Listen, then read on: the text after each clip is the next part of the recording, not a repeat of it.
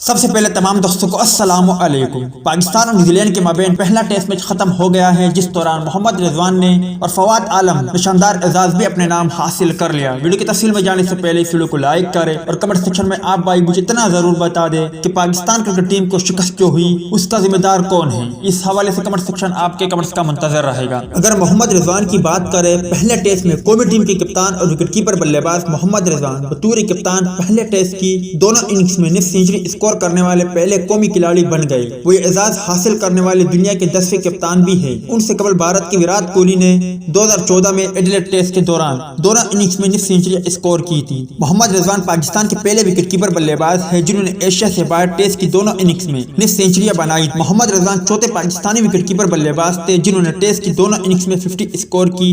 اس سے قبل سلیم یوسف، کامران اکمل اور سرفراز احمد 3 مرتبہ یہ اعزاز اپنے نام حاصل کر چکے ہیں۔ محمد رضوان نے نیوزی لینڈ کے خلاف پہلے ٹیسٹ کی دوسرے اننگز میں 191 گیندوں پر 60 رن اسکور کیے، جو ٹیسٹ کی چوتھی اننگز میں کسی بھی پاکستانی وکٹ کیپر کی جانب سے ایشیا سے باہر کھیلی گئی طویل ترین اننگز تھی، جبکہ کسی بھی پاکستانی وکٹ کیپر کی جانب سے کھیلی گئی دوسری طویل ترین اور کسی بھی پاکستانی کپتان کی جانب سے کھیلی گئی دوسری لمبی ترین اننگز تھی۔ جبکہ دوسری جانب قومی ٹیم کے مڈل آرڈر بلے باز فواد عالم نے نیوزی لینڈ کے خلاف چوتھی اننگز میں سینچری اسکور کرنے کے ساتھ ساتھ ٹیسٹ کرکٹ کی 144 سالہ تاریخ بھی بدل ڈالی ہے۔ پاکستان اور نیوزی لینڈ کے درمیان ٹیسٹ کے آخری روز چوتھی اننگز میں فواد عالم نے 11 برس بعد شاندار سینچری اسکور کی، جو ان کی کیریئر کی دوسری ٹیسٹ سینچری تھی۔ وہ پہلی سینچری کے بعد 10 سال ٹیسٹ کرکٹ نہ کھیلنے اور واپسی پر دوبارہ سینچری اسکور کرنے والے ٹیسٹ کرکٹ ٹیم کے تاریخ کے واحد کھلاڑی بن گئے ہیں۔ جبکہ اس کے علاوہ چوتھی اننگز میں وکٹ پر سب سے زیادہ رکنے والے قومی کھلاڑی کا اعزاز بھی اپنے نام کیا۔ فواد عالم 360 سے زائد منٹ وکٹ پر موجود رہے، جو اس صدی میں ایشیا سے باہر کسی بھی پاکستانی بلے باز کی جانب سے سب سے زیادہ ٹائم ہے۔ اس سے قبل اسد شفیق نے برسبن میں 2016 میں چوتھی اننگز میں 336 منٹ بیٹنگ کی تھی۔ امید ہے دوستوں کہ آج کی ویڈیو آپ کو پسند آئی ہوگی۔ ٹیک کیئر، بائے بائے، اللہ حافظ۔